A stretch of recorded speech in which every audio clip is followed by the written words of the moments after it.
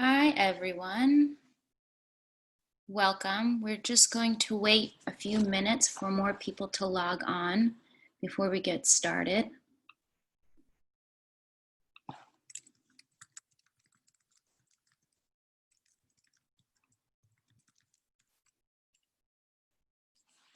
Where is everyone logging in from? Feel free to type your answer in the chat sidebar.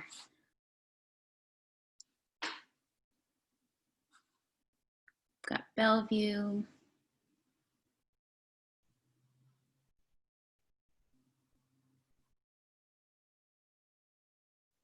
Ballard.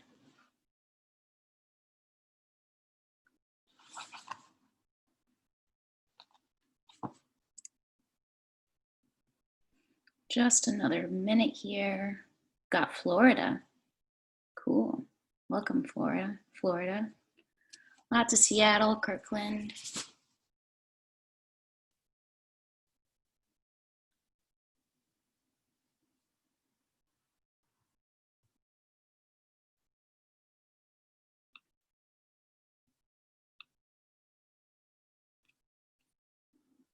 Okay, one more minute here.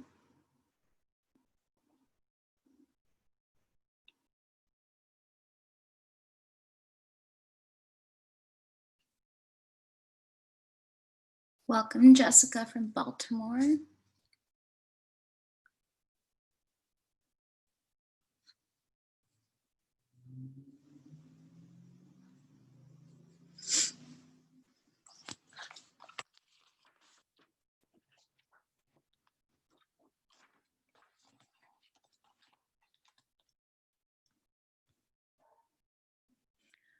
Okay, I think we are going to get started. Hi, everyone. My name is Paulina. I am Book Larder staff, and I'd like to thank you all for joining us this afternoon or evening for today's author talk with Cortney Burns to celebrate her new book, Nourish Me Home. For those of you who are unfamiliar with Book Larder, we are a cookbook store in Seattle. Typically, we have these author talks in person. Since the pandemic, we've had to transition to all our events to online. And even though we missed having people in the store, one huge silver lining has been that we get to connect with and host authors and also attendees from all over, people who have not necessarily would have been able to make it out to the shop. So that has been a wonderful, again, silver lining. And again, thank you for all of you who are joining from wherever you are. Like I said, we are spotlighting Cortney Burns. She is a longtime chef, mostly working in the Bay Area. She garnered a lot of acclaim back in 2014 when she was the co-chef at Bar Tartine and co-authored the book Bar Tartine, Techniques and Recipes, with Nick Bala, for which they were awarded a James Beard Award and an IACP Award. She is back 6 years later with her latest book, Nourish Me Home. She will be talking more about that once I hand it over to her, and she will be in conversation with Francisco Migoya, who is the head chef at the Modernist Cuisine Lab in Bellevue. He co-authored the Modernist Bread series and is working on the Modernist pizza that should be coming out in the near future. For today's author talk, it should be about 40 to 45 minutes, and we will leave the last 10 to 15 minutes for a Q&A. If you have questions for either Cortney or Francisco, there should be a Q&A sidebar at the bottom of your screen. So type in your answers, your questions through the Q&A, and at the end, I will read those questions out loud to Cortney. If you head over to the chat, I copy and pasted a link to order the book. If you haven't done so yet, they will be signed copies. And we will also be recording this author talk, and we'll be posting it up on the Book Larder YouTube channel within the next 48 hours if you want to go back and rewatch the talk. So without further ado, I will hand it over to Cortney and Francisco.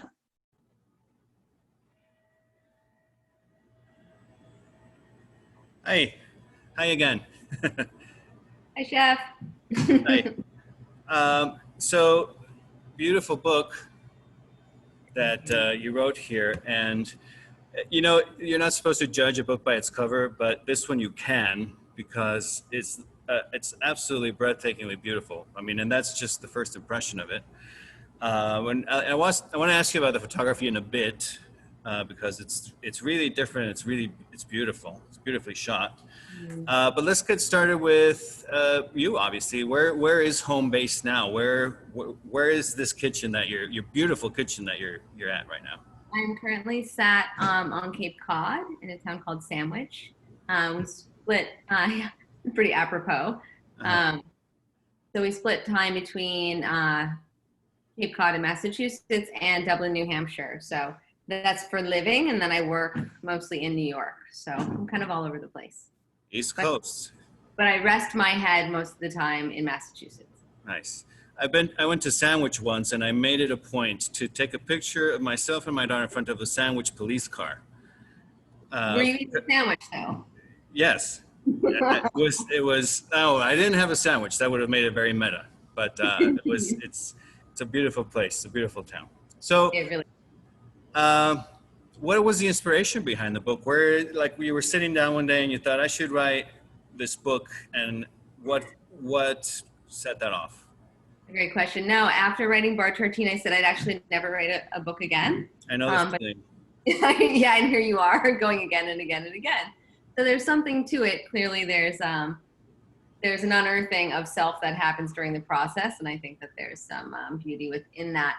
But when I moved from California to the East Coast, in which in the book I call my reverse migration, I came out here to open up a new restaurant. I came out here to help open a hotel, a small boutique hotel in North Adams, Massachusetts that had a restaurant and kind of culinary affiliation. So I was brought out here to really bring the ethos and the techniques of Bar Tartine to the East Coast and look at it through that lens. So when I first got out here, I started to ask myself, like, what am I going to cook? You know, I'm in a different place. I don't know the farmers yet. I don't know the landscape yet. And so I started to kind of dig in to try and understand where I was. And having an anthropological background being my, you know, at least from my studies, it's always how I orient to food and orient to the world, really. And so I started to try and understand where I was. And within that, I started to realize there was a very deep immigration patterns that were that had happened in the area, definitely in the East Coast in general, our whole country. But what had happened, between the indigenous peoples and modern day, there's a whole breadth of a story within that. And so I tried to dig into that. Being in a mill town on a waterway, there was a lot of history there. And so I used that as my culinary muse. And I was looking really for a new culinary muse, because if I was going to get behind the stove right when I moved to the East Coast, I was going to cook the food and the flavors that I was most comfortable with. And I was already outside of my comfort zone. So I figured I might as well, take a little bit of a larger jaunt and see where I was. So that was the inspiration of the book, was to really look at who had been there and how that would inform different flavors. Like what would happen if we were to look at like truly what the immigration pattern was of North Adams. Let's say you have an Italian family living next to a Lebanese family. Both of these people had come here for different reasons to this mill, to this place. And someone may say, I need to borrow a cup of sugar, but maybe they don't have sugar. Maybe they have honey, but maybe it's been infused with lavender or sumac. And what would happen if this kind of convergence of flavors were to find their way onto a plate? And so that became the jumping off point for this book. Great. There's things in this book that are very unique to it, and things that I hadn't seen in other cookbooks. And like, for example, there's the naturopathy, I hope I'm pronouncing that properly, herbology, and there's a very spiritual side to it as well, a little bit of like your spirituality is really present in it. And I mean, I think for some people, there's an obvious connection between like, who you are and who you cook and your spirituality and your food. But I want you to just elaborate on that a little bit. And so, like, how did you make that connection, and why did you feel like you wanted to include that in the book? Absolutely. It's a very important question, I think, and one that I continue to understand as, you know, I've asked certain things about the book. And I really find that for me, first of all, to be outside is to be the most grounded and to be connected to the earth and to be connected to place helps to situate what I do and who I am. And so that's kind of part of it, honoring, you know, Mother Earth and honoring nature. You know, that's someone to say, what's your spirituality? I'd say it's a very earth-based, you know, as we sit here on the equinox, it's kind of apropos as we go in from, you know, lightness into dark and kind of the shifting of the tides and the seasons. I really orient towards the earth and, you know, this very connected nature to it. And I try to honor it at every, you know, at every impasse and every moment in time. And so that really was a huge part of me moving out east too, is I had nothing else to ground myself to. And so I really started to go back into self and really look at how I connect to the earth and how I connect to, you know, all the different elements. And so my deep, you know, cellular makeup is to honor that. And to see that there is something bigger than myself, but to me that is just oriented through, let's say, you know, fire, earth, air, water, spirit, whatever that may mean to anybody. There's a vagueness within it that allows open interpretation and doesn't really, you know, hone us in on one thing. So within the book, I wanted to honor those elements and say, without any of this, we wouldn't have food, we wouldn't have sustenance, we wouldn't have the air that we breathe and the air within the food that we cook. And so really looking at the nuances of those things and how they coalesce into both spirituality, connectedness to nature, and then all of those things are deeply rooted in the food that we cook and how we cook and the elemental nature of cuisine. Sure. So I'm curious as to what the approach was as far as deciding what recipes to include. And so sometimes, and I don't know if when you wrote Bar Tartine, it was recipes that already were tried and true in the restaurant and they were just going to make their way now into a book, or if you came up with completely new stuff for the book. But this book, is it also based on recipes that you loved and used and are tried and true? Or did you think, this is like a canvas, a blank canvas. I'm a chef, I know how to cook. And the exciting part, one of the things I love about being a chef is coming up with new stuff to make and new techniques and new ingredients or perfecting things or different angles. So what was your approach and how did you decide the recipes for the book? I would say that it's a culmination of all of that. So when I first set out to write the recipes in the book, it was looking at this kind of nuanced flavors or this newness. How could I create new flavors within it that I could then take and utilize and cook in a restaurant? Really, I went to North Adams to birth a restaurant. I went to birth a restaurant called Loom. And that restaurant never happened. But this book in some ways was to be the like the testing ground for that restaurant, to say, here's the, you know, the way to cook these flavors within the home and then to elevate them to restaurant cuisine. And that was the first iteration of the book. It obviously changed once I, you know, left that project.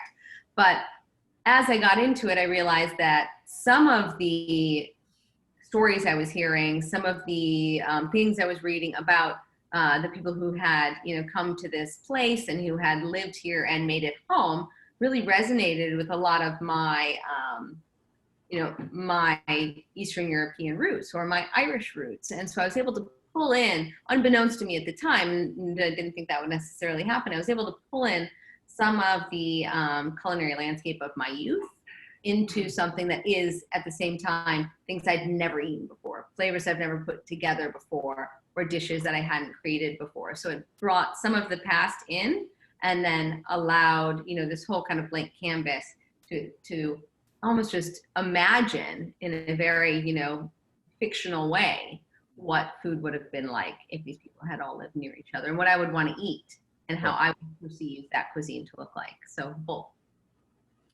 So let's say we have the book.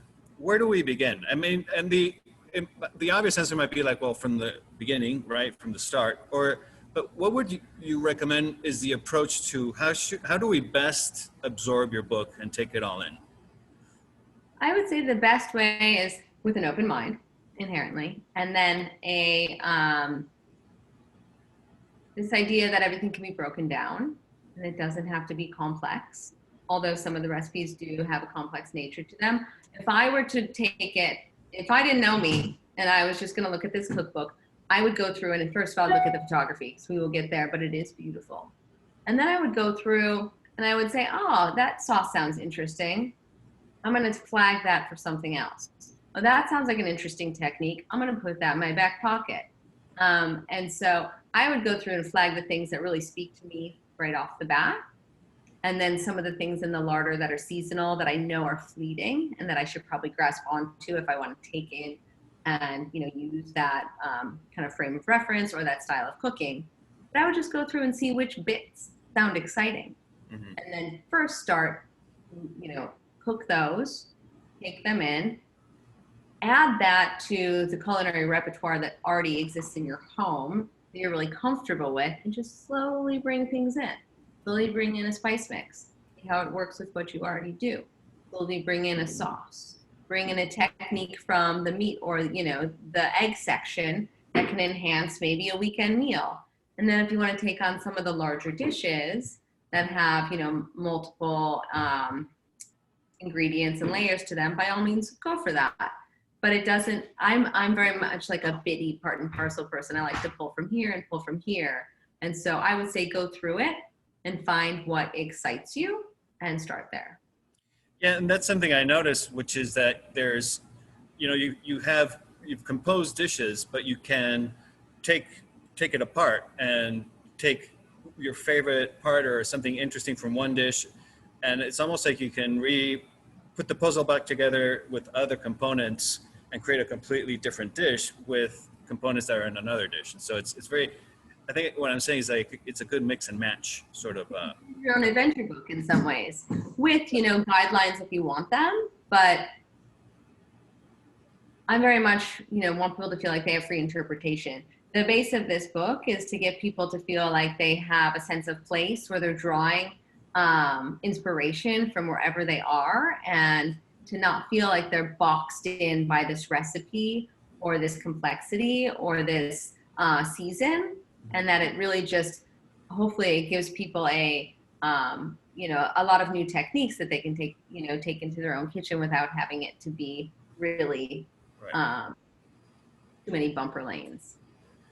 So, you know, I think something really interesting is your approach to soup. Mm. And I love that the soups aren't just like, you know, like a broth or a liquid or a cream.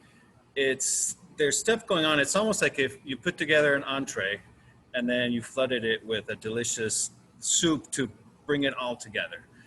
So tell us about your philosophy of soup and maybe name, you know, some of your top soups that you love in the book.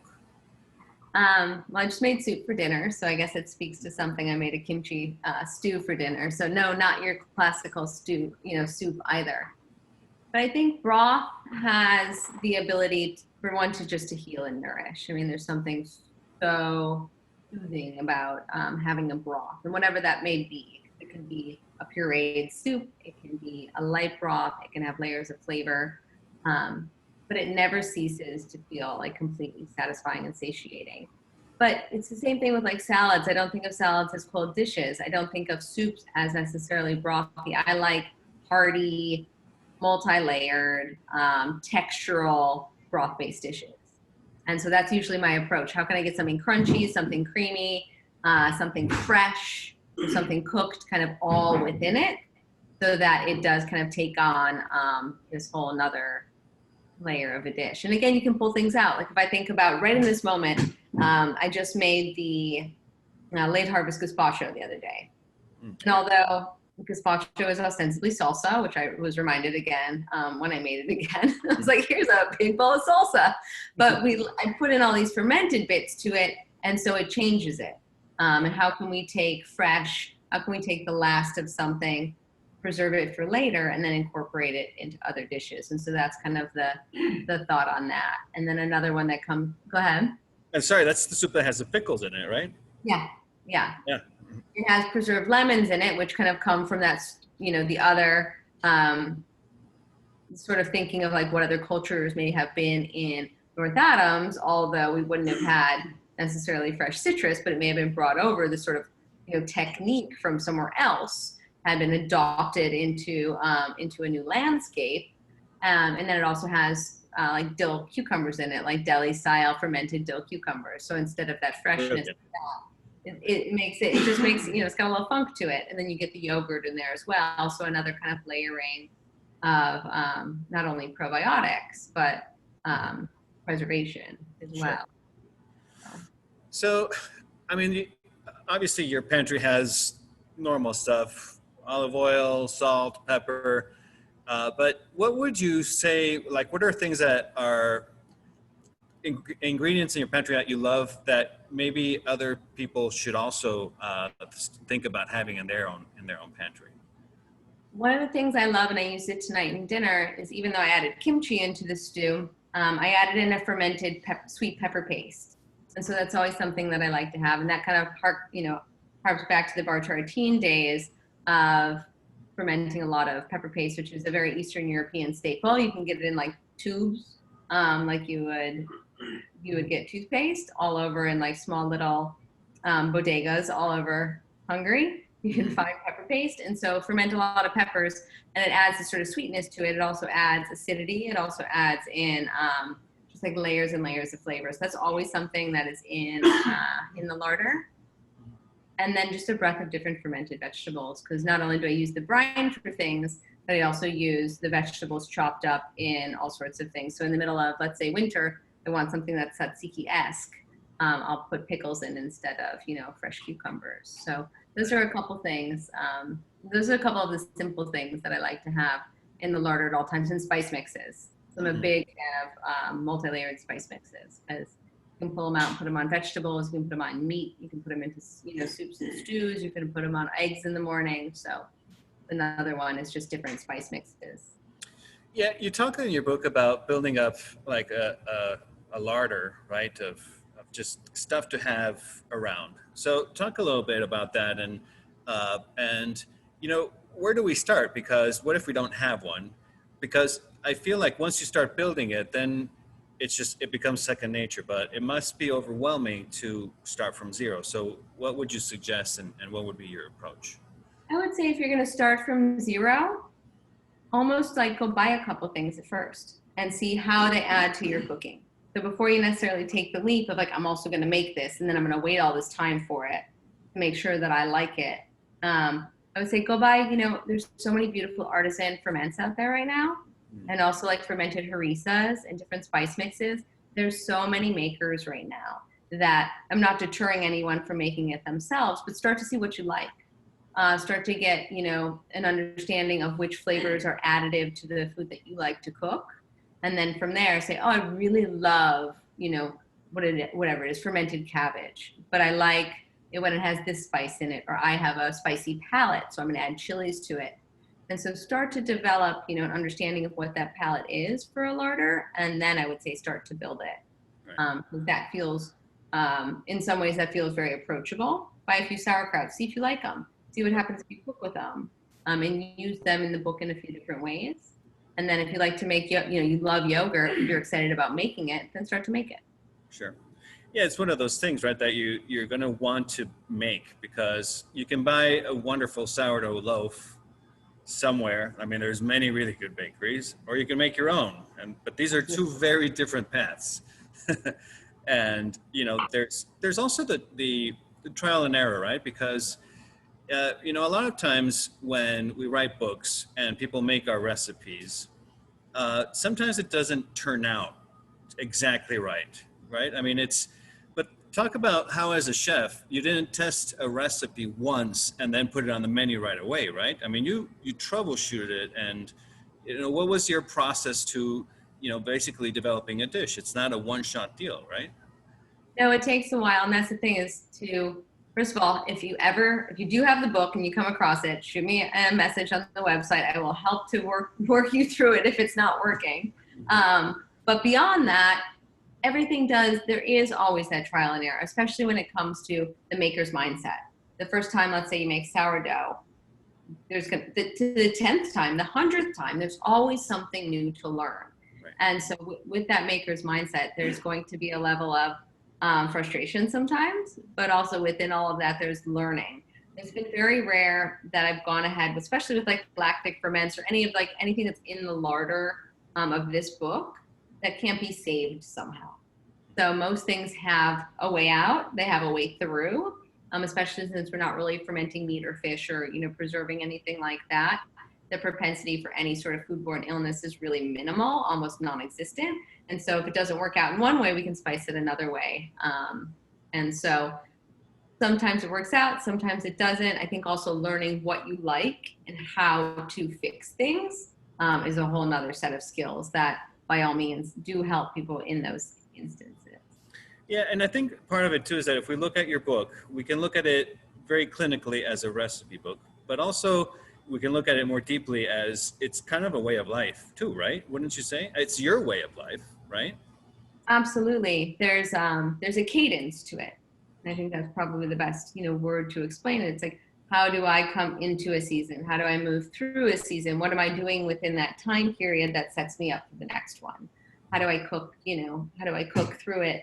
And the beginning is very much, like the introduction really says, here's kind of my base culinary arsenal.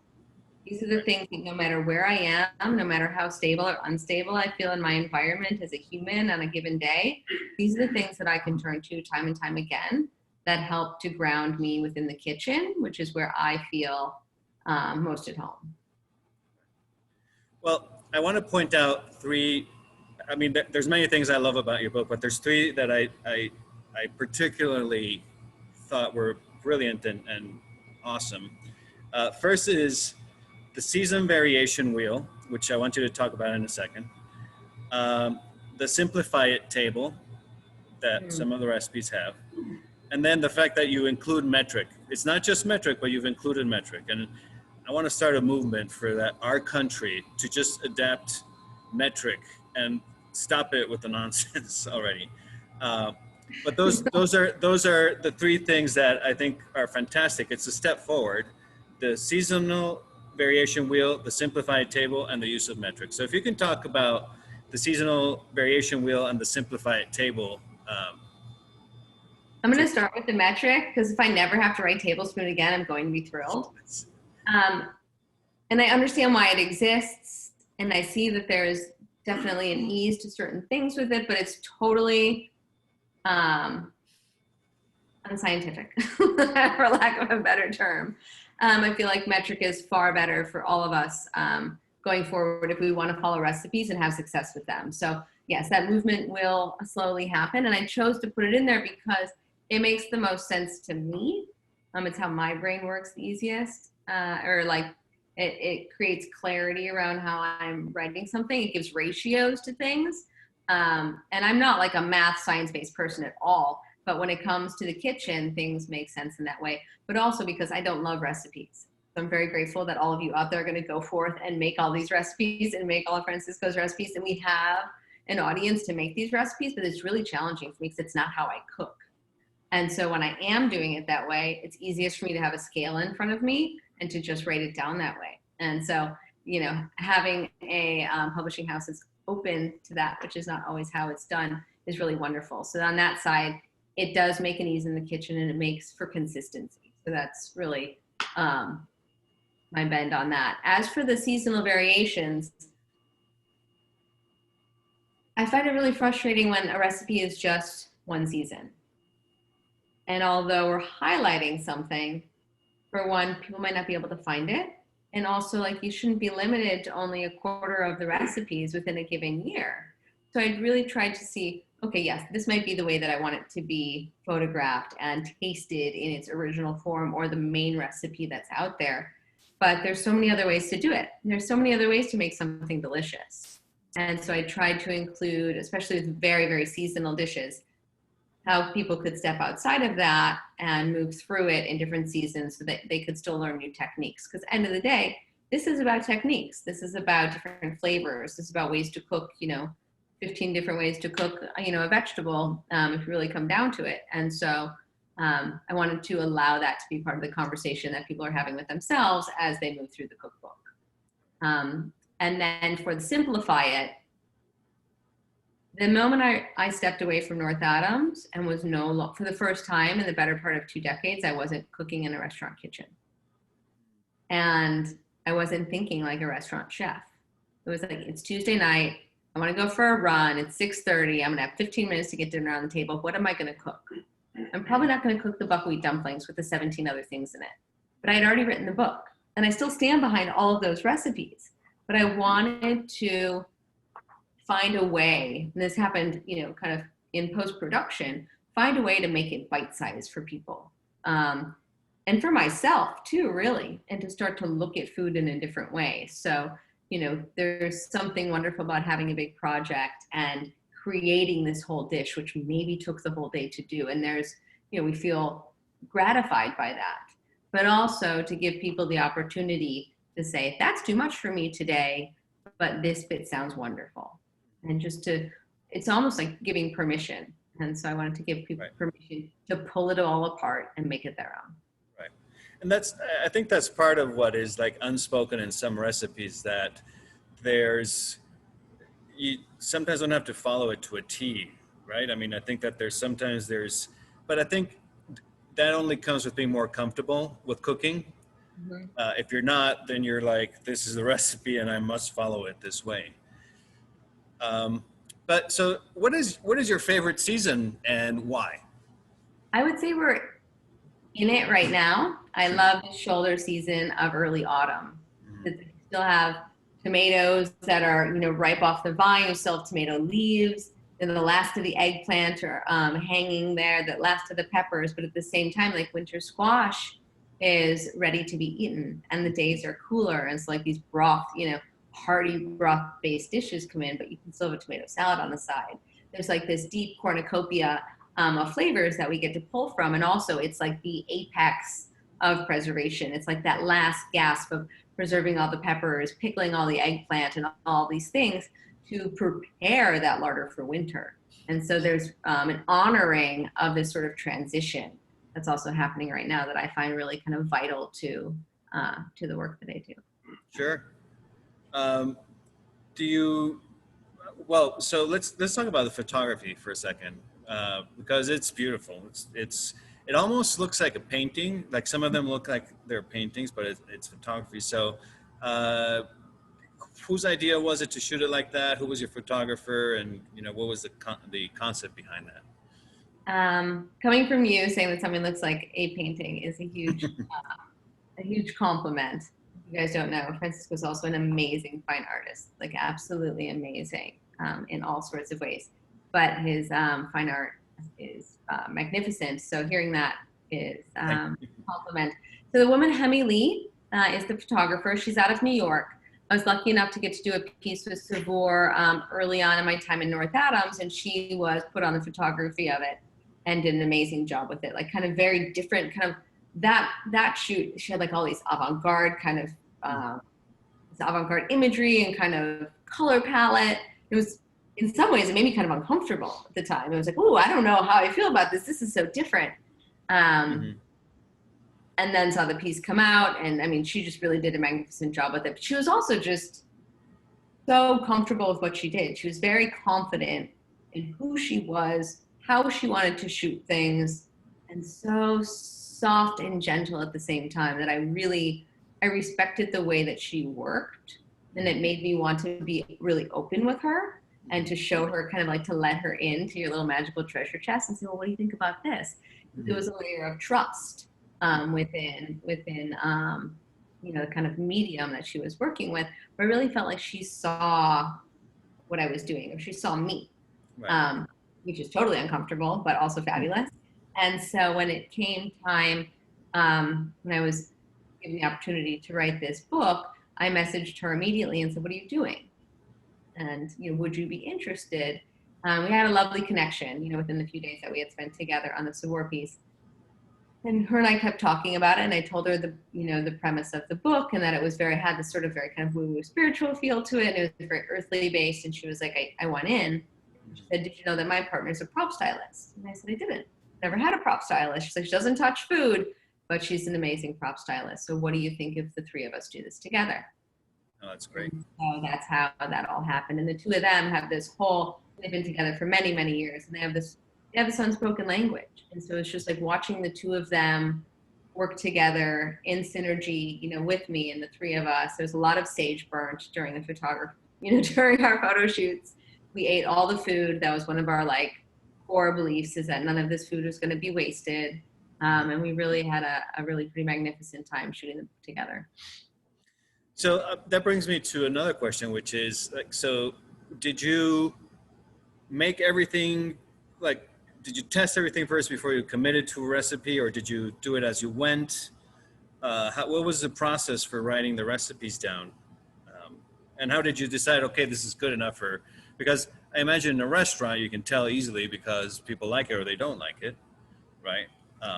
Where here you had to basically trust your palate 100%. I guess your family was involved in it too, but talk about that for a second. It was a crazy process because I was at the same time I was opening up a hotel and concepting a restaurant. So there was so much going on that do you trust your palate? Do you not? Where are you in the process? And so I would kind of go into my hole for a few days at a time, and my kitchen managers and all the amazing crew that I had in North Adams would take over the kitchen, and I would go into concepting mode, and I would write these recipes. I would, get these ideas for what I thought I wanted, and I would kind of write a base recipe, and then I would hand it to my recipe tester, who was Rami Robert, who moved to North Adams, basically cartwheeled in her magnificence, into North Adams from New Orleans, and started testing this stuff. And then we would just go back and forth until it was delicious enough. Awesome. So do you miss working in restaurants? Yes and no. I miss, I'm still working in restaurants, but I don't have to run them necessarily. Well, that, yeah. So I get some of that. What I was going to say is I miss the collaboration in the team experience that's happening, that sort of coalescing of ideas and minds and energy. Something that I do miss, and being able to get a lot of things done. Because as one person sometimes, or a crew, a small preservation crew like I have right now, you don't always get as much done as you might want to. So I miss that. I do miss feeding people. I really, really miss getting to watch people enjoy food, share food, and be nourished by it, and to be creating this energetic force field that happens within a restaurant. So I do miss that. I love the fact I can go to bed at 10 p.m. if I want, or 9 p.m. if I want, and that I get to, be at home with my family every night. So there's positives and negatives to both of it. Sure. I mean, I got used to that real quick. It took me maybe a week to get used to that. So, yeah, It doesn't mean you don't work still, far too many hours, but. Sure. I mean, but I like not having to think about work when I get home, right? I mean, if service is still going on, I don't want to have to worry about it. Right. It's just, it can be good and bad in that regard, right? So, absolutely, 100%. I really like that you have a section on dessert in the book, and personally, yeah. So I like the idea of the simplicity behind it, but what is your philosophy on dessert? What is its place? Obviously, at the end of the meal, but what is in your life? What place does dessert have? Wow, it's a great question. I might have to ponder that and get back to you. But my in the moment answer is yes, it ends up at, it is part of the ending of a meal, but I always feel like there needs to be a through line. The desserts that I find are the most successful, let's say in a restaurant or even at home, have a joining of forces with the rest of the flavors that you've eaten. So with that said, a lot of my palate tends to be savory. I enjoy sweet. I definitely have a sweet tooth, but I don't like things that are very sweet. It doesn't make any sense. You will completely understand what I'm saying. Like dates can be too sweet sometimes, but I love them. So it's Sure. all about looking for ways to balance those sweets and to do them in a way that feels like they could kind of fit anywhere within a day. Right. So there's a very interesting section towards the end of the book, drinks, tinctures, and elixirs. Tell us about that. So I would say first and foremost, I'm a flavor chaser. Like that's always kind of how I look at that. And I'm always finding ways to encapsulate flavor. And alcohol seems to be one of the best ways to do that. And it's not to be had, as an adult beverage per se, but it's to be able to use to layer in flavors. Also, I mean, if we look at the herb garden or the forest, I mean, that's where most of our modern day medicine comes from. So not only do we get to capture flavors, but we have this sort of whole apothecary of medicinals at our fingertips. So I like to look at it in both ways and create these tinctures to, let's say, have the flavor and essence of chamomile all year round. So maybe you can put it, let's say, into an ice cream, or you can marry it into a chocolate or whatever that may be, or you can put it into a savory stew, or you can have a cocktail. But we can use them both for flavor, but also to enhance and heal our bodies. And what? Tell us, like, what is a normal weeknight dinner in your house, and what is a weekend dinner, and is there any difference between those two? There's not really a huge difference between the two these days because my schedule is so fairly consistent. Like tonight, I happened to make kimchi stew because I was craving it, and we have 2 nights a week where we don't have the kids at home, and so I'll often cook a little bit more adult-like on those days, and then during the week, I mean, sometimes it's just like everyone's doing a million things. Let's just get dinner on the table. So it really depends on what's going on. If we're up in New Hampshire where the garden is, it's just, straight out of the garden. And then from there, mostly, a lot of vegetables with a little bit of meat, kind of in the same vein as the cookbook, kind of meat as side dish. And then, all the other vegetables to round out the flavors. We have 2 minutes before we start taking questions. So what is it that you want us to know about your book that maybe we didn't cover during this conversation? Is there something that is, pressing that you need to tell us, or did I miss something, or what is it that we missed talking about regarding your book? I think you asked amazing questions. I think we really kind of covered a lot of it. I just want to reiterate that, like, although some of the recipes seem complicated, like, break them down and make them your own. If you don't have one ingredient, substitute another. If you don't know what that is, shoot an email. Let's talk about it. And cooking should be fun and grounding more than anything. It shouldn't be stressful. So if it is, something's gone wrong, or it's just, or we've taken off, bitten off more than we can chew. And there's help around the corner. Just holler at us. How can people reach you if they do in fact have a question for you? They can go. I have a website. It's CourtneyBurns.com. Super unique. It was available. I took it. Good. So a message in there, or like any of the Instagram or social media like that, you can just shoot off an email or a direct message. I will definitely respond. Well, that's very generous that you're doing that.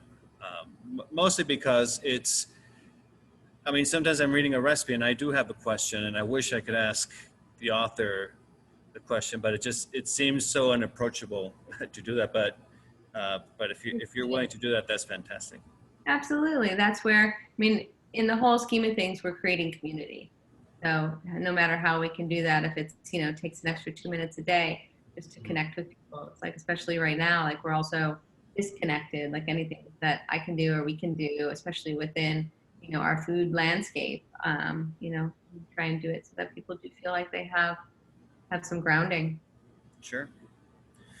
Fantastic. So we're right at 45 minutes, and I think we can, I know it worked out pretty well. So I think we can start taking questions now. So Yeah, so we've got a few questions from Sarah. How would you compare the satisfaction of writing a cookbook, which disconnects you from the people enjoying the food you've designed via recipe, to the satisfaction of serving food to people in a restaurant where you can get direct feedback? Do you crave interaction with the consumers of your cookbooks, or are you happy enough to know that people are buying and using your cookbooks? I totally crave that connection because I'm always like, oh, I hope it works. Is it going to work for them? Does it work in their kitchen? Does it work in their home? Do they like it? So yeah, I mean, I definitely, that direct feedback that you get in a restaurant is, electric in some ways, deflating in some ways. It depends on the day and the moment, but there is sort of a direct feed loop. And with cookbooks, you are kind of putting something out in the world and handing it off. But there's also a trust within that says, I trust that the people that have this want to do right by it and do right by themselves and by the people that they love and that they get to cook for. And if something isn't right, hopefully that direct interaction will still happen. And so I am open to continuing to have that dialogue and to leave that feed loop open so that it doesn't get completely shut down. Yeah, and I guess that's why you offered people to reach out to you if they have any questions. And Sarah has another question. Do you have another cookbook idea in the works? If I were to do another one, I think it would probably have to be, I wouldn't say like a kid's cookbook, like not how to cook with kids, but like how to sustain a family. Like it's a whole nother deal. And it's definitely something that's always on the forefront of my mind. How do you make things delicious that can feed everyone and keep everyone happy in a family with different, palates and desires? So it's that or the condiment book. So like if I never had to write a full recipe again, where you're like, here's your 19 things that go together, like make the green tahini, just put it in the freezer, and then make the fermented squash dip and throw it in the freezer. It's going to be great on a Tuesday night with your sweet potato. I would really like that cookbook too. So yes, no, maybe. Cool. And then from Kate, how did leaving California influence the recipes in the book?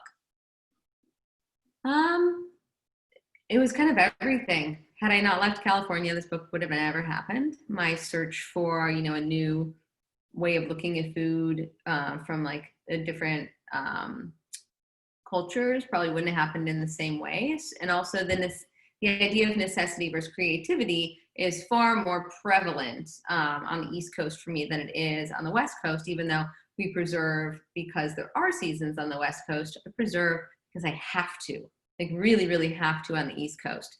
And so cooking becomes a little bit more of you have to think through it. It's a little bit more of a forethought on this coast than it is on the West Coast. And how much time does it take from start to finish to produce a cookbook? Was there a difference between your first and second? They both took about 2.5 years from inception to publication. And within both of those, I know some people do it a lot faster. I don't know how, and some take, definitely longer. During the first one, I was running, a restaurant full time. And so kind of figuring out what our culinary voice was within it. And so it took a minute on that one. And this one, same thing. I was doing a few things at once. And so it was never the sole and only thing in my world. So yeah, about 2.5 years. All right. Does anyone else have any questions? I have one. What would you say is the element that you most identify with? Ooh, earth. Yeah, I would have to say if I had to pick, well, I'm like, oh, now I have to think about all the rest of them. I would say earth because it is where I feel the most rooted and grounded. Also, I'm Taurus, if we're going to get super out there. But if I can have my feet in the ground and I used to tell my cooks at Bar 13, everyone had to pause if everything was going awry, and we would just pause and we'd breathe through our feet. And so if I can connect from all the way up there, from the ether and spirit, through my body to the earth, then like all the other things, be it, air and water can move through me, but I'm grounded. And so none of it can put me off kilter. And so if I have that one, I can invite all the other ones in, hopefully with grace, as much as possible. Did you find that chapter was easier for you to write? I think the spirits chapter was probably the easiest to write because it felt so, it's like ethereal to me. So that was probably the easiest one. And also, so much of that stuff I had been doing for so long, and same with like the larder. All the other ones were like these new recipes and ideas and flavors that were far less comfortable for me. Cool. Doesn't look like we have any more questions from the audience. Francisco? I have all my questions answered. Thank you. Courtney, do you have any last words you want to share with the audience? No, I just want to thank you guys for having me, and Francisco for taking your time, spending your time with us tonight. Congratulations. It's a beautiful book. Yeah. Thank you. We wait your next one. Yeah. Next fall. Excellent. Yeah, It's next about the farmer. Yeah. Awesome. Well, again, thank you guys for joining us this evening and taking the time to talk about Nourish Me Home. Again, for those of you who are tuning in, if you haven't ordered the book, I've copied and pasted the link in the chat, or you can just head over to the Book Larder website and support your local bookstore for sure. So again, thank you everyone, and thank you too, and have a good evening. Thank you Bye. guys. Good night. Bye. Take Thank care. you. Bye. Stay safe.